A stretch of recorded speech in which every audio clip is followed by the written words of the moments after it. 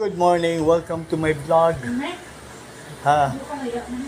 Subong niya, matudlo ako sa inyo kung paano maghimo sang or mag-prepare sang ano ni siya, pork chop? Lempuhan tamayo. Okay. Pero hindi ta kamo pagsigilan paano maghimo siniho. Ang famous na inasal. Tita Mais, inasal, makasingkit ka, big boy gidya. Amo na kanamit ang Tita Mais, inasal. So, ining limpo, na limpuhan na ni. Limpuhan na ni. So, ang ato ni na pag-marinate siya, simple lang. Himas-himasol lang nato, daw pasang lagi mas kasang ido nyo, putang taas yun. Kamay lang po.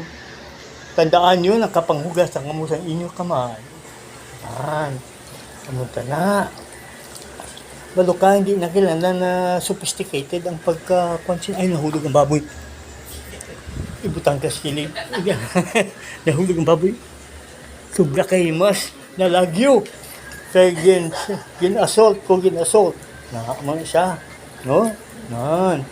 Tapos, para mas manamit, butangan ta sang black pepper powder. Jutay lang. Na may lasa-lasa lang siya na. Jutay pa na imo na dokda mo ha. Ano na siya. Okay. Nan. Tapos, himason ta naman siya. Hala, tudo himas. Hala. Nanamitan na baboy. Mabatsagan ko gidang iyan. Kinahinay lang, men. Nan. So, abong na mag-marinate sang baboy. Limpo. So, sa susunod, matudlo naman ako paano maglimpo sang pork chop. Bye-bye. See you.